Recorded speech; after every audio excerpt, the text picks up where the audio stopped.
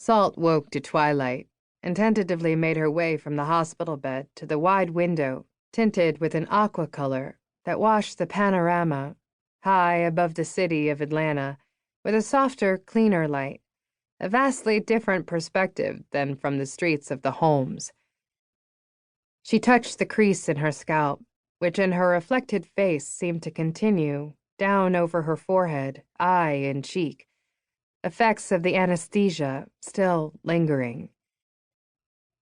Grady Hospital, called the Gradys by some old Atlantans, plural from a time when the hospital was divided by segregation, was all too familiar.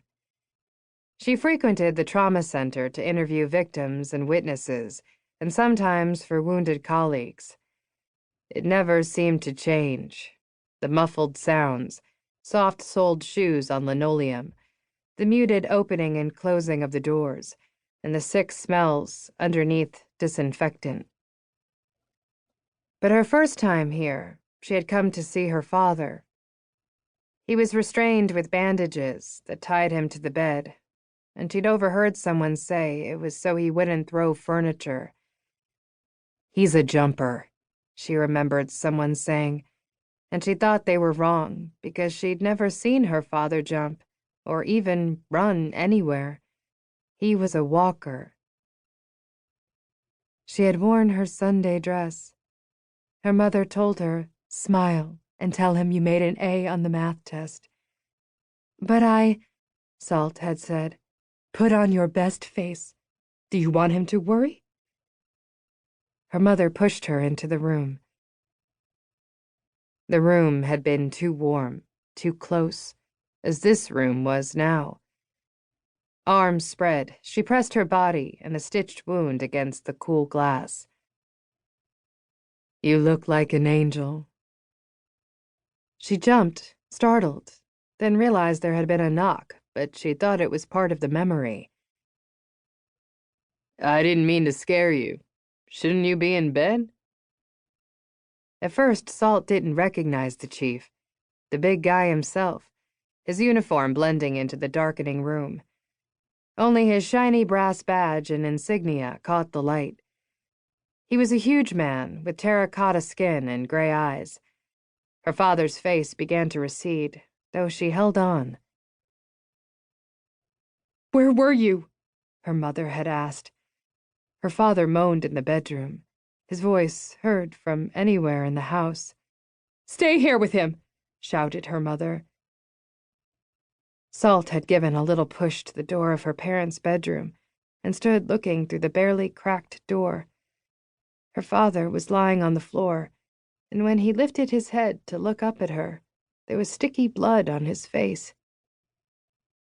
She shook her unbandaged head to get out of the memory, then quickly realized that her backside might be exposed through the loosely tied hospital gown, and tried to sidestep her way back to the bed.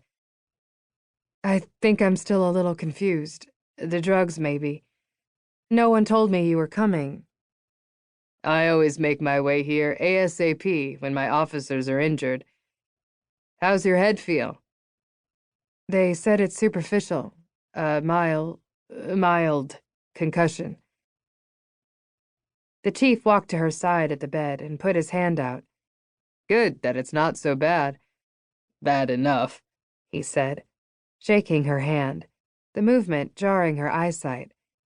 "If there's anything you need, tell Major Townsend." "At the window, what were you looking at?" "Just looking. The city is really different from up here. You know, a kinder, gentler city," she said. When he smiled, it was like the grin of the Cheshire Cat, all teeth gleaming through the dimness. Closer now, his eyes looked tired.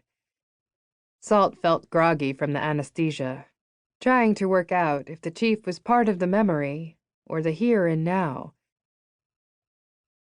"It's the whole picture, not just one perspective, that makes it really beautiful. You did what you had to do on the expressway. I hear about your everyday work, Officer Alt," said the chief.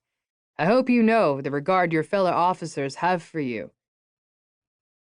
He turned, walked over to the window, and stood looking out.